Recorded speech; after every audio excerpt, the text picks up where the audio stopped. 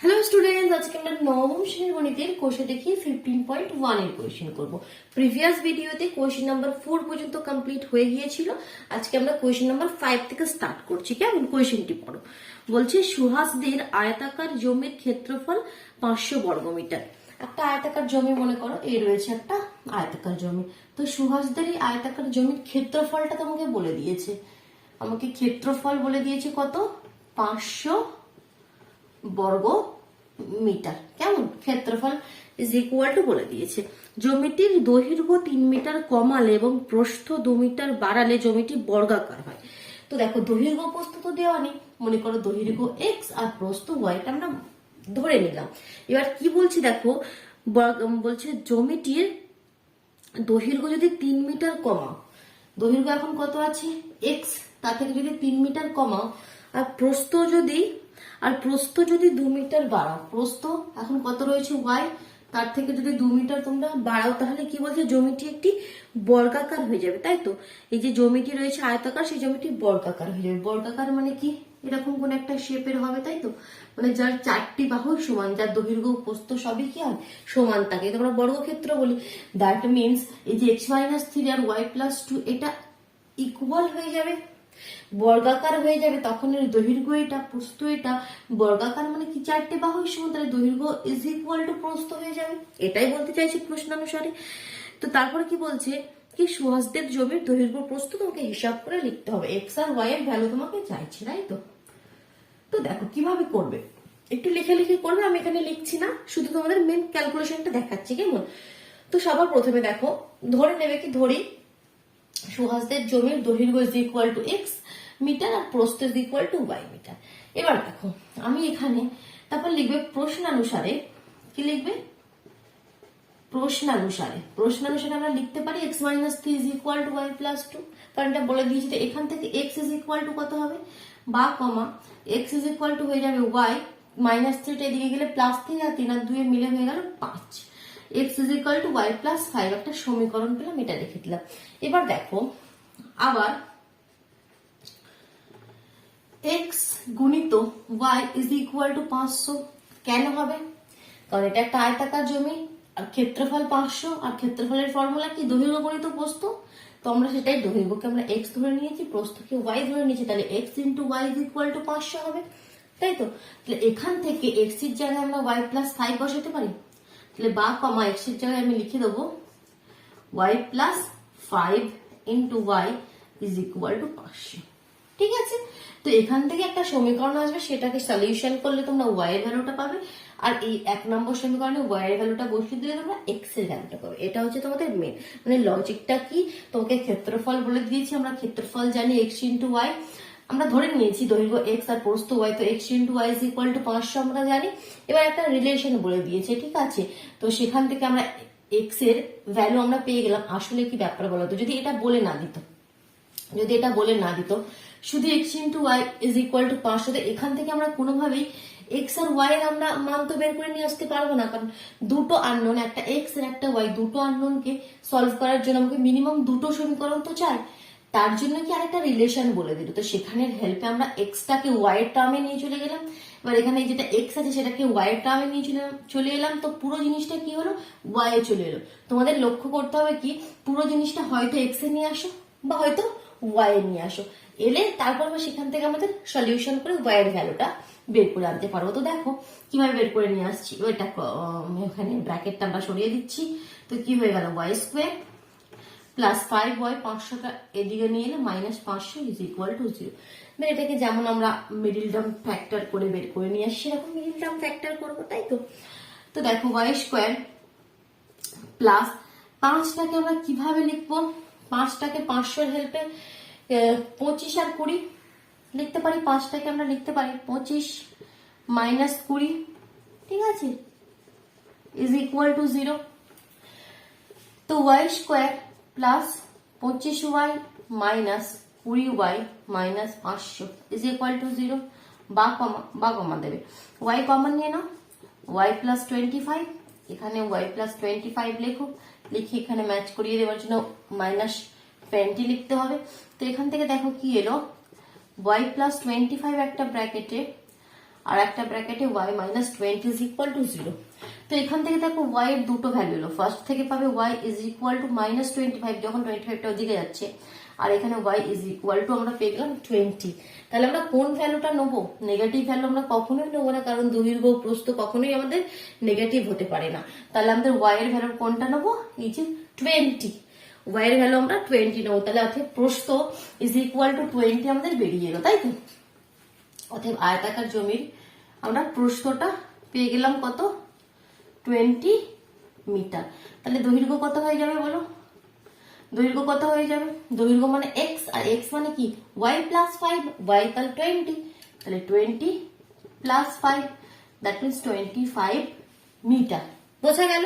কোনো কনফিউশন নেই? কিভাবে কোয়েশ্চেনটা হলো বুঝতে পারলে? দেখো এবার 6 দাগের কোয়েশ্চেনটি করছি। বলছে আমাদের গ্রামে একটি বর্গাকার জমির প্রতিটি বাহুর দৈর্ঘ্য 300 মিটার। ঠিক আছে, বর্গাকার জমি আগে আমি এখানে একটু অঙ্কন করি। এটাকে আমি একটু এখান থেকে ইরেজ করে দিলাম কিছুটা পোর্শন, কেমন? তো দেখো 6 দাগের কোয়েশ্চেনটি করছি। একটা বর্গাকার জমি রয়েছে, এই মনে করো একটা বর্গক্ষেত্রের মতন একটা জমি তুমি এখানে আঁকলে, প্রতিটি বাহুর দৈর্ঘ্য বলছে 300। বর্গাকার জমি মানে কি? প্রতিটি বাহুর দৈর্ঘ্য সমান হবে 300 মিটার। এই বর্গাকার জমির 4 ধারে একই উচ্চতার 3 ডেসিমিটার চওড়া দেওয়াল দিয়ে ঘিরব। হিসাব করে দেখি প্রতি 100 বর্গমিটার জমিতে 5000 টাকা হিসাবে দেওয়ালের জন্য কত খরচ পড়বে। আচ্ছা ঠিক আছে, তো কোয়েশ্চেনটা বোঝার আছে। একটা জমি আছে, জমির চারিদিকে তুমি কি করবে? দেওয়াল দেবে। জমির চারিদিকে যেমন এখানে তুমি এরকম দেওয়াল দিলে, ঠিক আছে? এরকম তুমি চারিদিকে কি করলে? দেওয়াল দিলে। দাঁড়াও একটু, আমি এখানে করি তো ব্যাপারটা বোঝাতে পারবো, ঠিক আছে? এরকম চারিদিকে তুমি মনে করো দেওয়াল দিলে, উপরের দিকেও এইভাবে তোমার এই সাইডেও তুমি দেওয়াল দিলে, ঠিক আছে? এবার কি বলছে দেখো, কোথায় গেল কোয়েশ্চেনটি? হ্যাঁ, এই বর্গাকার জমির চারিদিকে তোমাকে একই উচ্চতার 3 ডেসিমিটার চওড়া, মানে যে উচ্চতাটা হবে সেটা সবে একই, বাট এই যে চওড়াটা হবে, এই যে চওড়াটা, এটা যেটা আমি করেছি, ঠিক আছে? এই চওড়াটা কত? মানে এই যে চওড়াটা, এটা মানে এখান থেকে যদি দেখতে চাও, এই যে চওড়াটা, এটা বলছে 3 ডেসিমিটার। 3 ডেসিমিটার চওড়া তুমি এই দেওয়ালটি দিলে। তো তোমাকে বলতে হবে কি কত খরচ পড়বে দেওয়ালের জন্য। তো দেখো এখানে যখনই যে কোনো কিছুর খরচ পড়বে, এখানে দেওয়ালটা দেবে, দ্যাট মিনস তার আমার কি দরকার? তার আমার ক্ষেত্রফল তো দরকার। দ্যাট মিনস এই যে জায়গাটা যেখানে তুমি দেওয়াল দিচ্ছ, এই যে পোর্শনটা, শুধু দেওয়ালের জায়গাটা, এই জায়গাটার ক্ষেত্রফল তোমাকে জানতে হবে। তারপর যত টাকার হিসেব করেছে সেটাতে আমরা গুণ করে দেবো, তাই তো? তো আগে তো দেখতে হবে কি, এই যে শুধু দেওয়ালটার ক্ষেত্রফল কত। আমরা তো জানি এই যে বর্গাকার জমির বাহুর দৈর্ঘ্য 3, দ্যাট মিনস যে দেওয়াল নিয়ে সমস্তটা যে বর্গাকার জমির বাহুর দৈর্ঘ্য 3, তো সেখান থেকে তার ক্ষেত্রফল কি হয়ে যাবে? বাহু ইন্টু বাহু, তাই তো? বাহু ইন্টু বাহু, দ্যাট মিনস কত হয়ে যাবে? যদি দেখো দেওয়াল সমেত বর্গাকার জমিটির ক্ষেত্রফল কত হবে বলো? 300 গুণিত 300, বাহু গুণিত বাহু, দ্যাট মিনস 9000 বর্গ মিটার, ঠিক? এবার দেখো, এবার আমি বলতে চাইছি কি দেওয়াল বাদে জমিটির ক্ষেত্রফল কত? দেওয়াল বাদে, কারণ কি একবার আমাদের, আমি কি করতে চাইছি দেখো, একবার পুরো বর্গাকার জমিটির ক্ষেত্রফল আমি বের করবো, আর একবার দেওয়ালটা বাদে, শুধুমাত্র এই জায়গাটার, দেওয়াল বাদে এই জায়গাটার ক্ষেত্রফল বের করব। তারপর কি করব, পুরোটা থেকে এই মিডিলের পোর্শনটা মাইনাস করে দেবো। তাহলে আমরা কি পাবো? এই দেওয়াল পেয়ে যাবো না? এই যে দেওয়াল, ব্যাপারটাকে বোঝো ভালো করে, আমি বারবার বোঝাচ্ছি, তারপরে কোয়েশ্চেনটা আমি স্টার্ট করবো। একবার পুরো বর্গাকার জমিটার ক্ষেত্রফল বের করছি, ঠিক আছে? বের করব, যেখানে আমাকে দিয়ে দিয়েছে আমাদের সাইড 300, দ্যাট মিনস দেওয়াল সমেত, পুরোটা দেওয়াল সমেত বর্গাকার জমির ক্ষেত্রফল আমরা ইজিলি বের করে নিলাম। এবার আমি চাইছি কি দেওয়াল বাদে এই যে বর্গাকার জমি, এই যে ভিতরের পোর্শনটা, এই বর্গাকার জমির ক্ষেত্রফলটা আমি বের করব। তারপরে কি করব, এই পুরোটা থেকে এই যে এই ভিতরের পোর্শনটা মাইনাস করে দেবো, তাহলে দেখো শুধু দেওয়ালটা পেয়ে যাবো। আমাদের উদ্দেশ্যটা কি, শুধু দেওয়ালের যে দেওয়াল যে জায়গাটা রয়েছে তার ক্ষেত্রফলটা। তাহলে হলো একটা দেওয়াল সমেত বর্গাকার জমির ক্ষেত্রফল। এবার দেখো দেওয়ালের জায়গা বাদে বর্গাকার জমিটির ক্ষেত্রফল। আবার দেওয়ালের জায়গা বাদে বর্গাকার জমিটি ক্ষেত্রফল। কিভাবে করব, ক্ষেত্রফল। তো আমাকে তো সাইড প্রথমে জানতে হবে, তবে তো আমরা বাহু গণিত বাহু করে দেবো। তো এবার এখানে ব্যাপারটা লক্ষ্য করা হয়েছে, পুরোটা তো 300। আচ্ছা, এখানে 3 ডেসিমিটার মানে সেটাকে আগে মিটারে কনভার্ট করে নিই, কারণ সমস্ত কোয়েশ্চেনটা মিটারে রয়েছে না।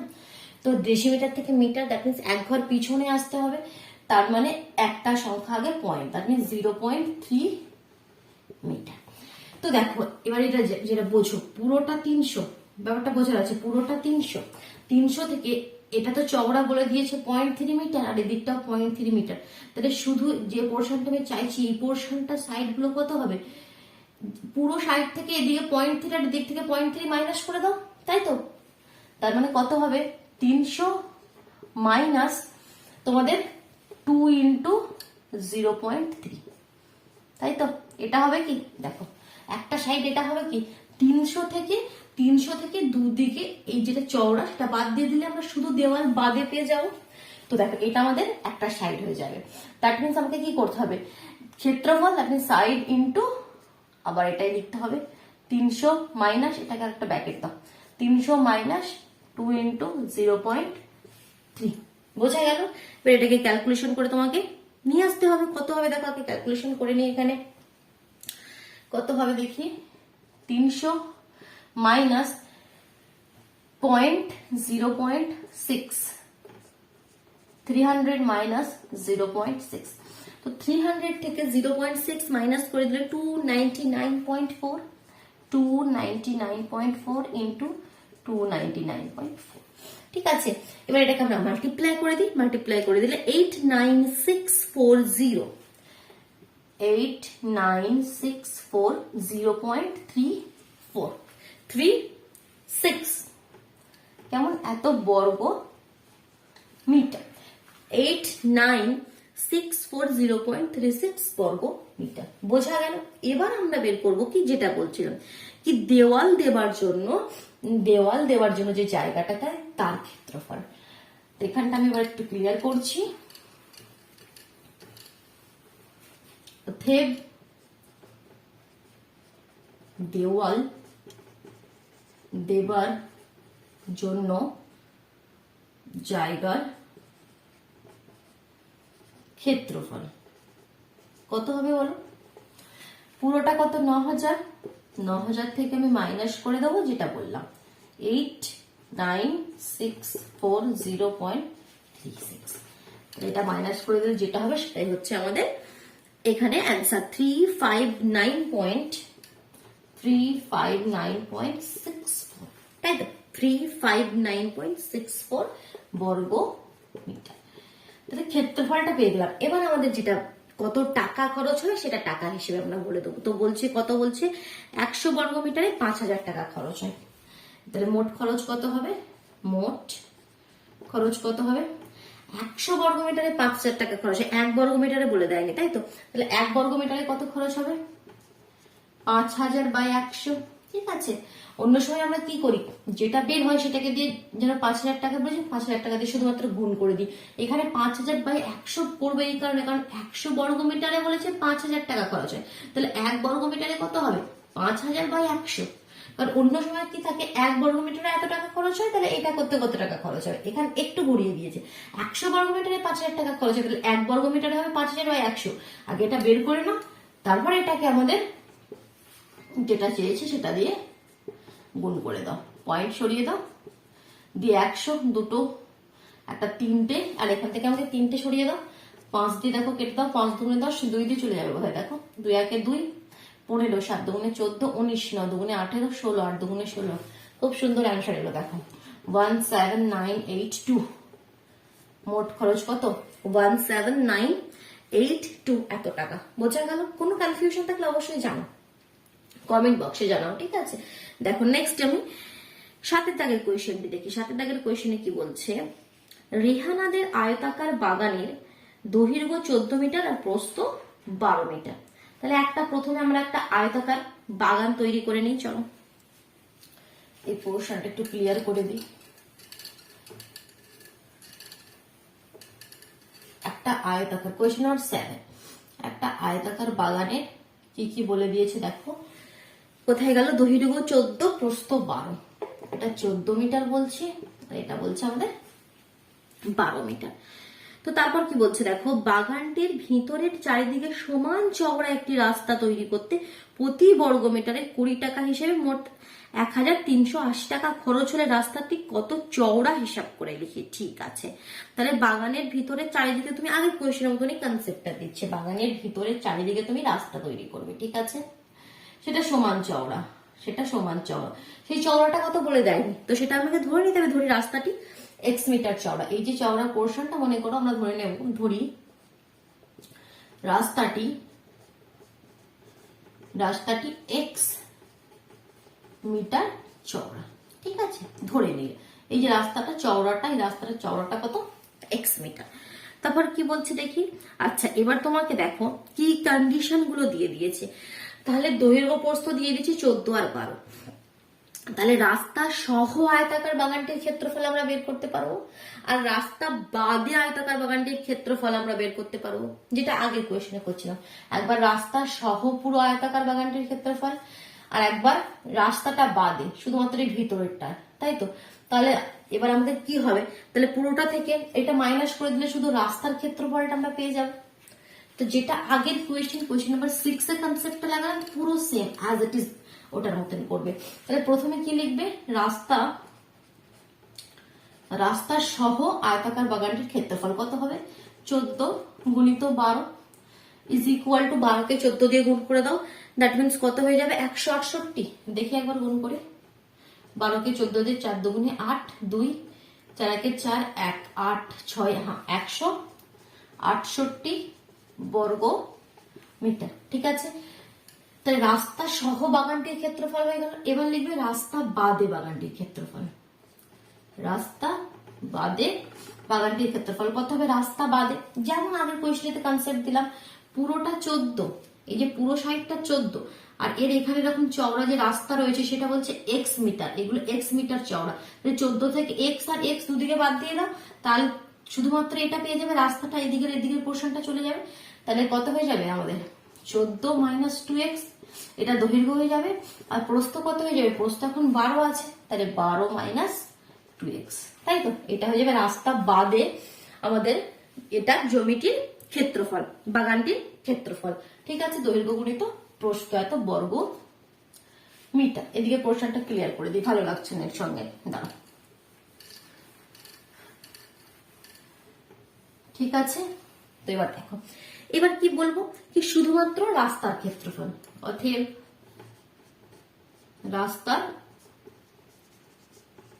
ক্ষেত্রফল, রাস্তার ক্ষেত্রফল কত হবে, এটাকে যদি তোমরা চাও এখানে একবার গুণ করে দিতে পারো, ঠিক আছে? কত হবে, 14 কে 12 দিয়ে গুণ করলে 168 মাইনাস 14 দুগুণে 28x মাইনাস 12 দুগুণে 24x minus minus plus 4x square. একটা স্টেপ করে দিলে 168 minus 12 2 2 4 5 52x plus 4x square, তাই তো হবে 168 minus 52x plus 4x square. তাহলে রাস্তার ক্ষেত্রফল কি হবে, পুরোটা থেকে রাস্তা সহ বাগান থেকে রাস্তা বাদে বাগান এখানে মাইনাস করে দাও, তাহলে রাস্তা সহ কত 168 মাইনাস করে দাও 168 minus 52x plus 4x square, তাই তো? এখানে যদি আরেকটা লাইন করো 168 minus 168 plus 52x minus 4x square, দেখো এটা কেটে গেল, শুধুমাত্র রয়ে গেল 52x মাইনাস 4x স্কোয়ার, ঠিক আছে? রাস্তার ক্ষেত্রফল আমাদের রয়ে গেল এত বর্গ মিটার, এখনো তো আমাদের অ্যান্সার এলো না, আমরা যে এক্স মিটার চওড়া, এক্স এর ভ্যালু তো আমরা এখনো নিয়ে আসতে পারিনি। সেটা দেখো বাকি যে কন্ডিশনটা বলেছি সেটার হেল্পে নিয়ে আসবো। বাকি কন্ডিশনটা লক্ষ্য করো কি বলছে এবার। বলছে 20 টাকা হিসাবে মোট 1380 টাকা খরচ হয় প্রতি বর্গমিটারে 20 টাকা হিসাবে এই রাস্তাটিকে, এই যে রাস্তাটা আছে সেটা তৈরি করতে। তো এখানে প্রতি বর্গমিটারে বলে দিয়েছে, এখানে কিন্তু 100 বর্গমিটারে বলে দেয়নি 6 দাগের কোয়েশ্চেনটির মধ্যে। এখানে কি বলেছে, প্রতি বর্গমিটারে 20 টাকা খরচ হয়। দ্যাট মিনস 20 টাকা খরচ হয় বলছে, 20 টাকা খরচ হয় কত বলছে, 1 বর্গ মিটারে। তাহলে 1 টাকা খরচ হয় কত বর্গ মিটারে, 1 এর 20 বর্গ মিটারে। আর কত টাকা খরচ হয়েছে, 1380 টাকা। মোট রাস্তাটা তৈরি করতে 1380 টাকা খরচা হয়েছে। তাই 1380 টাকা খরচ হয় কত বর্গ মিটারে, 1380 বাই 20, কেটে গেল 2 দিয়ে, 6 দুগুণে 12 আর 9 দুগুণে 18, 69 বর্গ মিটারে। এবার লক্ষ্য করো 1380 টাকা খরচ হয় সমস্ত রাস্তাটি তৈরি করতে, তো 1380 টাকা খরচ হয় এই 69 বর্গ মিটারে। দ্যাট মিনস এই যে 69টা সেটাই তো আমাদের রাস্তার তার মানে ক্ষেত্রফল, কারণ বলছি তো 1380 টাকা খরচা হয় এই পুরো রাস্তাটি তৈরি করতে। আর এখানে আমরা দেখলাম কি 1380 টাকা খরচ হয় 69 বর্গ মিটারে, কারণ 20 বর্গ মিটারে 1 টাকা খরচ হলে 1 বর্গ মিটারে কত, আর 1380 বর্গ মিটারে কত, এখান থেকে একটা বের করলাম। আবার আমরা রাস্তার ক্ষেত্রফল একটা আমাদের মতন এখানে বের করে রেখেছি, তাহলে এই দুটোই তো রাস্তার ক্ষেত্রফল, দুটোই তো সমান। মানে কোয়েশ্চেন তোমাদের লক্ষ্য থাকবে কি একই সেম জিনিস একটা আমরা এই এক্স বা ওয়াই রিলেটেড আমরা নিয়ে আসবো, একটা দেখবে কোয়েশ্চেনে কোনো না কোনো ভাবে একটা দেওয়া থাকবে। তো এই দুটোকে যখন ইকুয়াল করব একটা সমীকরণ তৈরি হবে, সেখান থেকেই সলিউশন করে আমাদের এক্স এর ভ্যালুটা আসবে। তাহলে এখান থেকে আমরা লিখতে পারি প্রশ্নানুসারে, আমরা লিখতে পারি প্রশ্নানুসারে কি 52x প্লাস না minus minus 4x square is equal two 69। বোঝা গেল, এই আমাদের সমীকরণ নিলাম। এবার আমাদের কি কাজ, শুধুমাত্র এটা সলিউশন করা, এখান থেকে আমাদের অ্যান্সার বেরিয়ে পড়বে। তো দেখো মিডল টার্ম ফ্যাক্টর করে আমাদের সলিউশন করতে হবে। তো বা কমা এই কোয়েশ্চেন গুলো দেখে অনেক সময় কি হয়, একবার দেখে কনসেপ্টটা ঠিক বুঝতে পারবে না, তো একবার দেখার পর আবার একটু ব্যাকে গিয়ে কিন্তু কোয়েশ্চেন গুলো আবার দেখবে, নিজে হাতে করবে, তবেই দেখবে কনসেপ্ট ক্লিয়ার হচ্ছে। তো এটাকে আমরা এবার একটু সাজিয়ে আগে লিখি। তো 4x স্কোয়ারটা যদি ওদিকে চলে যায়, প্লাস 4x স্কোয়ার, 52x যদি ওদিকে নিয়ে যায়, মাইনাস 52x আর প্লাস 69 তো ওদিকে রয়েছে। আমি কেন করলাম, আমি এটাকে এদিকে নিয়ে এলাম না, কারণ এখানে না মাইনাস রয়েছে সামনে, সামনে মাইনাস সাইনটা দেখতে কিন্তু ঠিক ভালো লাগে, যার জন্য আমি এগুলোকে ওদিকে নিয়ে গেলাম। একই ব্যাপার হলো, ঠিক আছে। তো 4x square minus 52x plus 69। তো এটাকে এবার সলিউশন করো কি, আমাকে 52 আমাদের মিডলের টার্মটাকে ভাঙতে হবে। তো কিভাবে আমরা করতে পারি, 69 আর 4 এর হেল্পে। 69 আর 4, 69 3 দিয়ে যাবে, 3 দিয়ে 3 দুগুণে 6, 3 তিরিকে 9, 4টাকে আমরা করতে পারবো অনলি 2 2 যা 4।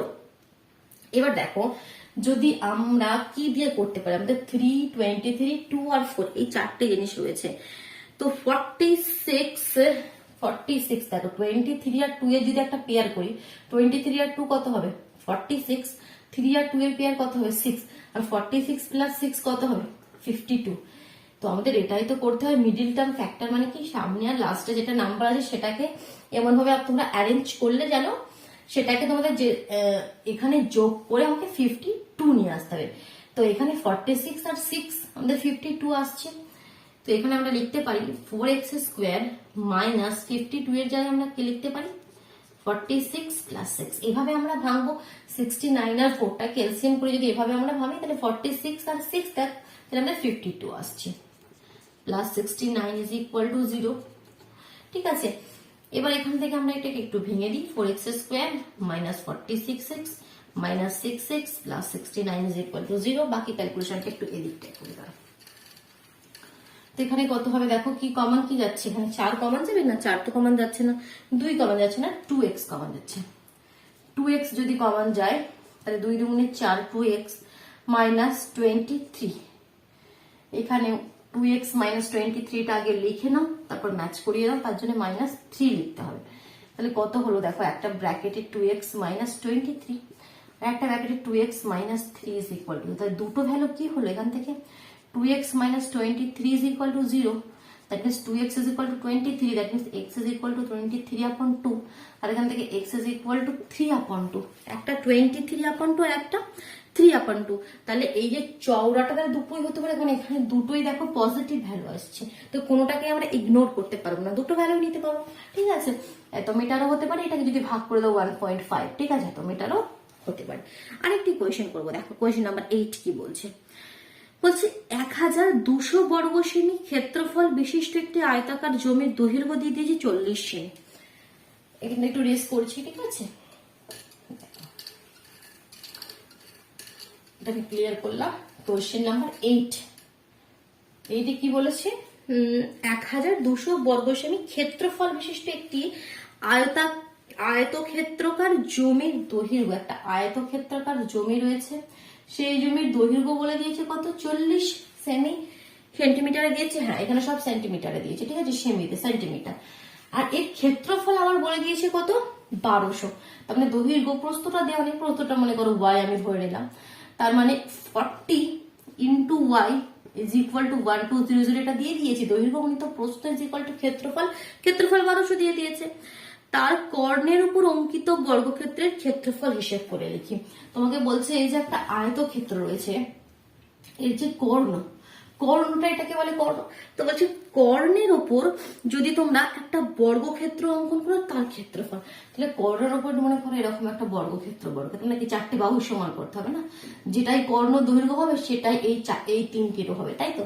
তাহলে এই যে বর্গক্ষেত্রটা আমরা করলাম তার ক্ষেত্রফল আমাকে বলো। তো এই বর্গক্ষেত্রের ক্ষেত্রফল বলা এমন কোন একটা শক্ত ব্যাপার নাই, কারণ বর্গক্ষেত্রের ক্ষেত্রফল মানে কি, বর্গক্ষেত্রের ক্ষেত্রফলের ফর্মুলা কি আমাদের, বাহু ইন্টু বাহু, তাই তো, সাইড ইন্টু সাইড। মানে দ্যাট মিনস আমাকে শুধু বাহুটা জানতে হবে, কি সাইডটা কত, তাহলেই আমরা বলতে পারবো। আর সাইড জানতে মানে কি, যে আয়তক্ষেত্রের কর্ণটা জানলেই হবে, আয়তক্ষেত্রের কর্ণটাই তো তার একটা সাইড, তাহলে কোনো না কোনো ভাবে আয়তক্ষেত্রে কর্ণটা আমরা নিয়ে আসি, ঠিক আছে। তো এটা আয়তক্ষেত্র আমাদের, সেই আয়তক্ষেত্রের দৈর্ঘ্য 40, আর এখানে যে রিলেশনটা এখানে দিয়েছে ক্ষেত্রফল 100 করে, তো এখান থেকে দেখো প্রস্থটা তো বেরিয়ে আসবে, প্রস্থ কত হয়ে যাবে, ধরে নেবে, ধরি আয়তকার জমিটির প্রস্থ y সেমি, তাহলে y কত হবে, 1200 বাই 40, 0 0 কেটে গেলে 4 দিয়ে 3 4 12 30 সেন্টিমিটার। প্রস্থ পেয়ে গেলাম কত, প্রস্থ কত পেয়ে গেলাম, 30 সেন্টিমিটার। এবার যদি এটাকে লক্ষ্য করো, এ বিসি, এটা একটা কি সমকোণী ত্রিভুজ, এটা একটা কি, এটা একটা সমকোণী ত্রিভুজ। এই দেখো এটা 90, যদি ঘুরিয়ে লেখো ত্রিভুজটাকে এরম ভাবে হবে না, এরম ভাবে হবে না, যার এটা বলেছে 40 সেন্টিমিটার আর এটা হচ্ছে আমাদের কত বেরোলো, 30 সেন্টিমিটার। এটা একটা সমকোণী ত্রিভুজ, তাহলে আমাদের লক্ষ্যতেই কোনো না কোনো ভাবে কর্ণটা বের করে, তো সমকোণী ত্রিভুজের কর্ণর ফর্মুলা আমরা জানি, তাই তো। সমকোণী ত্রিভুজের কর্ণের ফর্মুলা আমরা জানি কি হয়, কর্ণ কি হয়, √40 স্কোয়ার প্লাস 30 স্কোয়ার, কারণ এখানে কি এটা একটা সমকোণী ত্রিভুজ না, তো কর্ণ কি হয় আমাদের perpendicular square plus base square, তো সেটাকে আমরা করে দিলাম, এটা আমাদের ফর্মুলা। তো এখান থেকে আমরা দেখো কর্ণটা পেয়ে যাবো, 40 মানে কত, 2 2 4, 4 4 16 আর 2 শূন্য, 3 3 9 আর 2 শূন্য, তাই তো।